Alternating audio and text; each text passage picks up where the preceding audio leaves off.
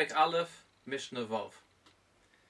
Now before we start Mishnah Vav, we need to understand that the whole of Mishnah Vav and Mishnah Zayin represents a very famous sugya in Shas called the sugya of Reb Chanina Skan HaKohanim. The whole sugya of Reb Chanina Skan HaKohanim needs a little introduction.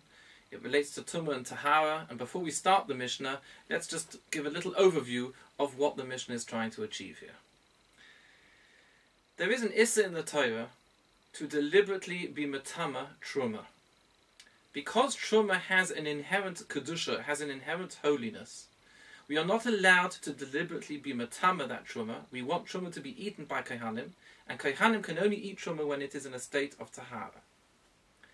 The question arises that on Erev Pesach, if we have chometz, which is truma, and we're going to burn that truma because we need to burn it by chatzos hayom, are we allowed to take that truma and to mix it with all the other chometz we have, even though it means that that truma is now going to become tomei, because we're going to burn it any minute anyway?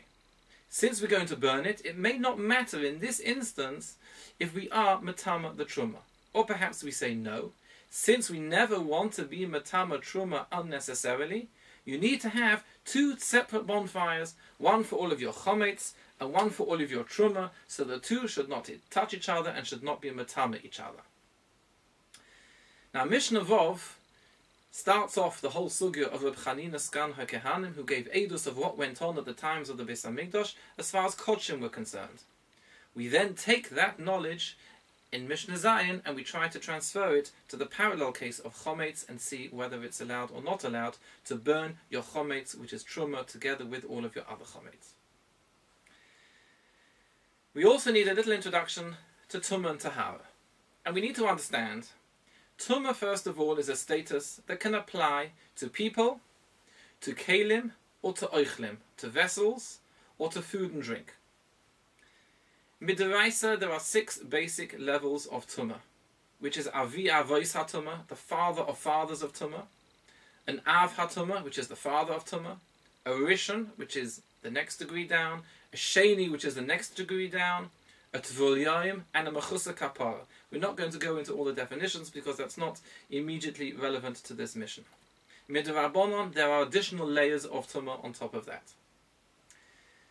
An Avi Avois HaTumah, the father of fathers of Tumah, is the Meis Atzmai, the dead body itself, a human corpse. That is an Avi Avois HaTumah.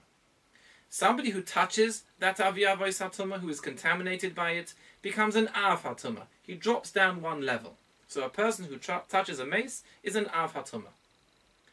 Something which is contaminated by that Av HaTumah becomes a Rishon L'Tumah. Something that's become Tomei from that becomes a Sheni L'Tumah. Truma or Kodshim can even become a Shlishi L'Tumah. And Kodshim can even become a Revi L'Tumah. Okay.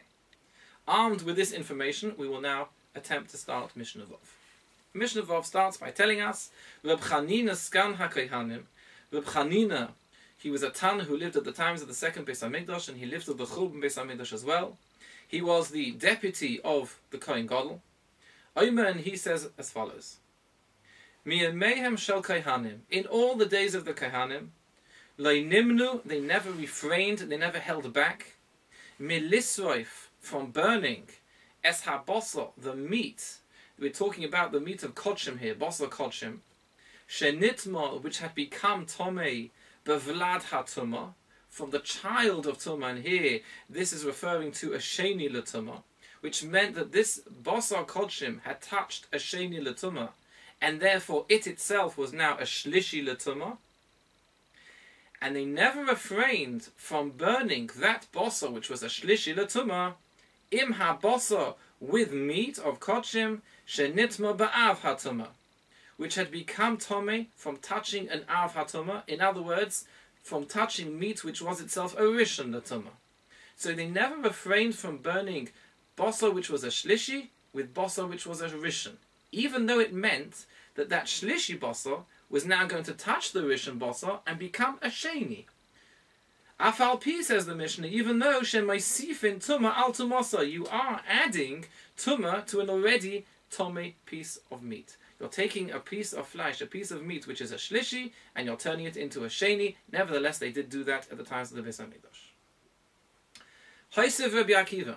Rabbi Akiva added to this edus of Reb Chanina's Gana Kohanim, and he says, V'oman, he says, Mi'ameim shel Kohanim, in the days of the Kohanim, Loi nimnu, they never refrained, Milahadlik es hashemen, from lighting oil, and we're talking about truma oil, Shenifsel b'tvul yoim, which become possible from touching a tvul yoim. A tvul yoim is somebody who was tomei, who has been through the whole process of becoming tohoi, and has gone to the mikveh, and is now just waiting for those last few hours until Erev Shemesh, until sunset. At sunset, he becomes completely tohoi. At this stage, where he's still waiting for those few hours to pass, he's called a tvul yoim, somebody who's been to the mikveh on this day and is just waiting for the day to pass, and midaraisa, he has a din of a sheni l'tumah. So this oil of truma had touched a tvul yoim, it had touched a sheni, therefore this oil itself was a shlishi.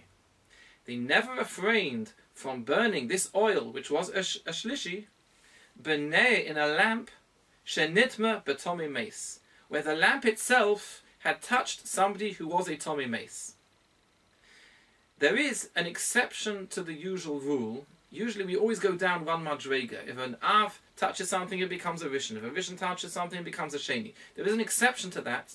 That exception is called chalal cherev. We learn this out from Parshas Chukas, when the Yidden had the war with the Midyanim. We learned from a posuk that if, for instance, a person is killed by a sword, the rule is cherev harehi kecholol. The sword is like the cholol, it's like the corpse itself. Just like the corpse itself is navi avois hatuma, so too the sword which killed that person is navi avois hatuma. It has the same level, it doesn't go one level down. So too a man who touches a corpse, he touches a mace, he himself is an av. If he touches some other keli, that keli is also an av, it doesn't go down one madrega to a rishon. This ner, this lamp, touched somebody who was a tomei mace, and therefore it itself is also the same madrega, an av hatuma. Therefore, the oil that you burn in this lamp, which is an av hatuma, will become a rishon l'tuma. They never refrained, said Rabbi Akiva, from taking oil which was a shlishi l'tuma and burning it in a lamp which was an av hatuma, which would turn this shlishi into a rishon. He is therefore adding on to what we said in the beginning of the Mishnah. At the beginning of the Mishnah, we were talking about turning a shlishi into a sheni. Now we're talking about turning a shlishi even into a rishon, and even that they never refrained from doing in the Beis Hamikdash. Afal pi, even though shemoisifim tuma al tumosai, even though by doing so we are increasing the levels of tuma from a shlishi to a rishon. Ad kan Mishnah Vav.